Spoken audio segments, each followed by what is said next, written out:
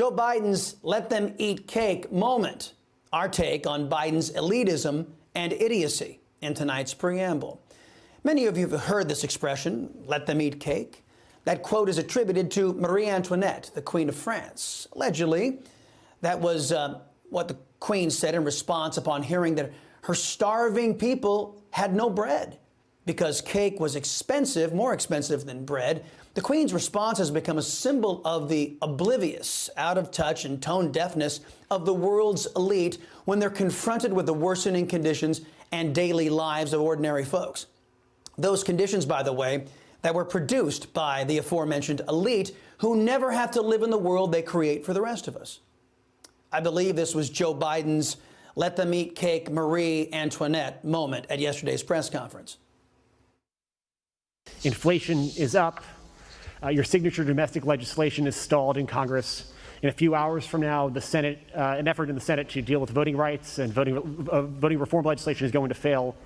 COVID-19 is still taking the lives of 1,500 Americans every day, and the nation's divisions are just as raw as they were a year ago. Did you overpromise to the American public what you could achieve in your first year in office, and how do you plan to course correct going forward? Why are you such an optimist? Look, I didn't overpromise, but I have probably outperformed what anybody thought would happen. Oblivious? Check. Out of touch? Check. Tone deaf? Big check. Joe Biden is either unaware or doesn't give a damn about the scope of damage and misery his millennial know-nothing puppeteers are doing to our people in his name. Let's go over a few of those damages. The economy is sinking. From jobs to wages to empty shelves and high gas prices, Americans are losing ground every day that Joe Biden is in charge. That leads us to inflation. Americans' wages can't keep up with soaring energy costs and the price of basic needs.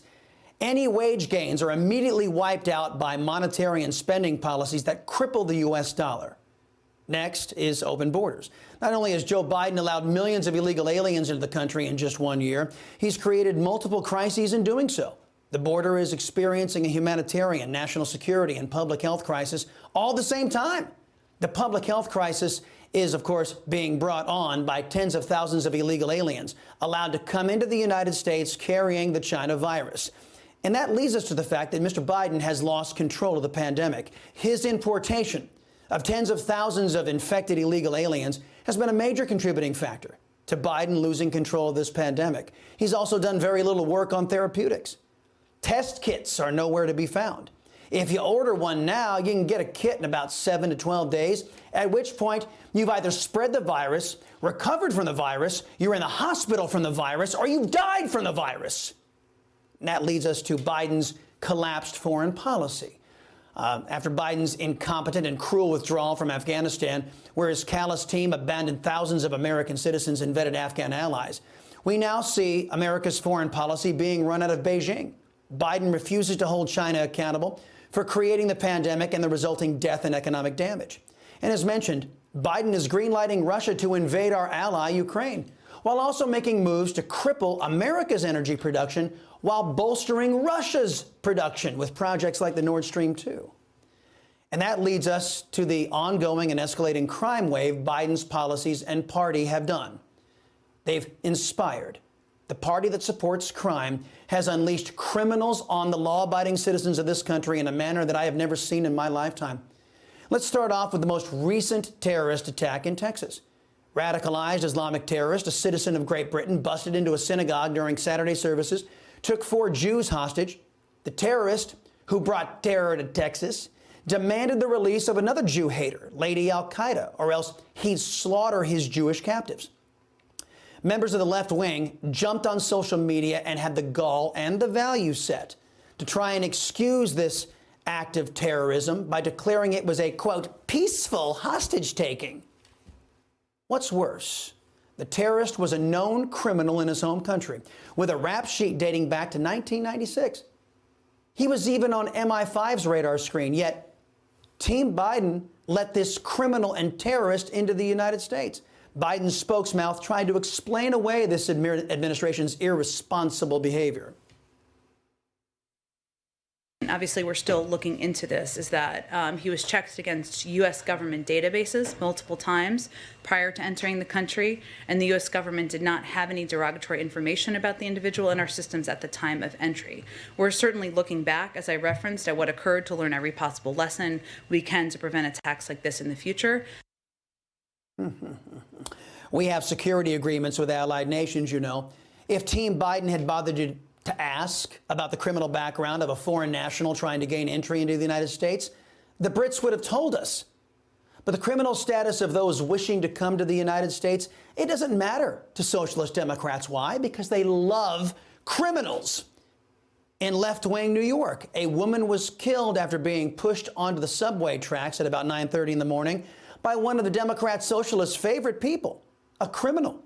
Big shocker here, the attacker has a criminal background. He was on parole at one time. He also had a parole warrant out for him. In New York, not even socialists feel safe. Day one, January 1, when I took the train, I saw the homelessness, the yelling, the screaming early in the morning, crimes right outside the platform. We know we have a job to do, and we're going to do both. We're going to drive down crime, and we're going to make sure New Yorkers feel safe in our subway system. And they don't feel that way now. I don't feel that way when I take the train every day or when I'm moving throughout our transportation system. But the left-wingers make sure our streets are crime-ridden. They defund the police and refuse to prosecute crime. Then they act shocked, I tell you, when crime soars through the roof. In the People's Republic of California, where George Soros makes policy in the justice system, the innocent are harmed and the criminals are in hog heaven. Freight trains in Los Angeles are looted on a daily basis. Packages are stolen right off of train cars. The video is sickening. Lawless thugs steal other people's property in broad daylight, and these degenerate thieves do so with impunity. Despite mountains of evidence, none are arrested or prosecuted because Emperor Palpatine paid big money to the Democrat Party to make sure our system of law and order collapses. The result? Our towns, our cities are descending into chaos and tumult. In Joe Biden and George Soros' America, the criminals rule the streets. While we're talking about Los Angeles, we might as well focus on one of those Soros acolytes. He is Los Angeles County District Attorney George Gascon. He, like DAs in New York, refused to prosecute crime. This creates an atmosphere for horrendous and inhuman acts like the murder of Brianna Cooper. She was a UCLA student who worked part-time at Croft House, a high-end furniture store on North La Brea Avenue. She was murdered last Thursday afternoon by a man wearing a dark hoodie and a white N95 mask. I guess the liberals give him points for the mask, but, demerits for disobeying social distancing. Brianna's father, Todd Cooper, has been disgusted with the love affair socialist Democrats have with criminals, thugs, and cutthroats. He said, quote, "We have a lot of politicians that somehow forgot about people and think the key to getting elected is to support the lowest rung of our society and to give them rights, and somehow that's the answer to getting votes," end quote. He's right. The Democrat Party's willing to trade your family's safety for their electoral fortunes or George Soros's fortune. After all, none of these thugs will harm elected Democrats and their families. They hire men with guns to protect them, guns they wish to deny you and me. But you don't know the half about Los Angeles County District Attorney George Gascon, what he's about. He's the lowest of the low in our country.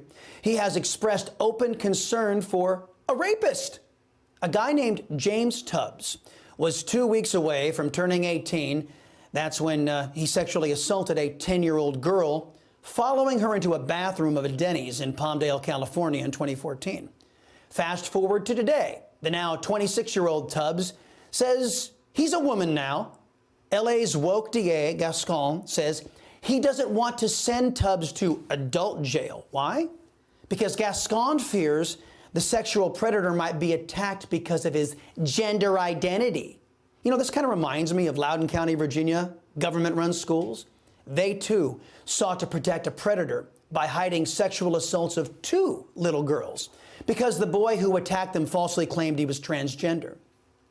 But Gascon, like his degenerate political party, will always side with criminals, leaving the rest of us like that 10-year-old little girl to be victimized repeatedly. Party of women? Yeah, sure. Socialists suck at governing. That's why many of them prefer to rule unchallenged, much like the Queen of France, Marie Antoinette. But like most monarchs throughout the ages, Democrats' values are sick, twisted, and depraved. The U.S. is in big trouble. Americans are repeatedly victimized by policies implemented by these socialists. So I wrap up with some thoughts to ponder from those who wish to preserve freedom, liberty, and prosperity, and you leftists out there who are plotting to hoard all of that for yourself. To those of you who are victims of Joe Biden, regardless of party, think about everything I just laid out and recognize he did this to you in 1 year's time. Imagine what he's going to do to you and your family if he remains in power with no checks. The next time you're at the ballot box, just recall the crime waves in your states and cities and know that a vote for a socialist Democrat is a vote for a looter, a rapist, a terrorist, or a murderer. Now, to you leftists out there who covet and support all of the damage you are doing to our great nation, Marie Antoinette's dismissive let them eat cake attitude, the one you share, it isn't without consequence. People's lives are shattered. Their future plans are dashed. Freedoms wither. And widespread prosperity is lost. But to all of you left-wingers out there who think that sounds really good to you, the destruction of America, consider this. Marie Antoinette's story doesn't end with her clueless and callous comment. When government becomes destructive to its own people, when it ignores their basic needs in favor of keeping elites fat and happy, that's when hope dies, killed at the hands of totalitarian left-wingers. And when people get hopeless, they can do extraordinary things, things that defeat tainted tyrants. History records this inevitable outcome in the French Revolution. After the last election, liberty-minded Americans are facing a difficult question. What do we do now? We do have a plan to stop them. This is the only plan that bypasses Biden and Congress to save the republic. Sign the petition at conventionofstates.com.